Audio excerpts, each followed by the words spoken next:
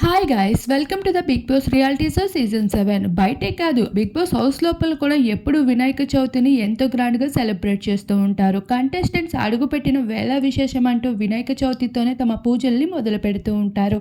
ఇప్పుడు ఆ భాగంగానే బిగ్ బాస్ అయితే వినాయక చవితి వచ్చేసింది, కొత్త బట్టలు వేసుకొని పూజకి రెడీ అయిపోండి అంటూ పూజకి కావాల్సిన సామాగ్రిని అలానే మట్టి వినాయకుడిని పంపించి పూజల్ని ఎంతో గ్రాండ్గా సెలబ్రేట్ చేయాలి అంటూ చెప్పుకుంటూ వచ్చేసారు. దానికి సంబంధించిన బ్యూటిఫుల్ ప్రోమోని కూడా రిలీజ్ చేసుకుంటూ రావడం జరిగింది.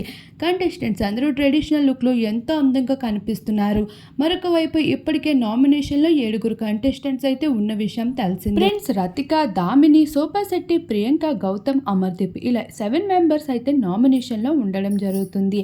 మరి వీళ్ళలో ఎవరు ఎలిమినేట్ అయ్యే అవకాశం ఉంది అనే విషయాన్ని మీకేమనిపిస్తుంది? తప్పకుండా మీ అభిప్రాయాన్ని తెలియజేసుకోండి. బిగ్ బాస్ హౌస్లో ఎవరు విన్నర్ కావాలనుకుంటున్నారన్న విషయాన్ని కూడా కామెంట్ సెక్షన్లో కామెంట్ చేయండి.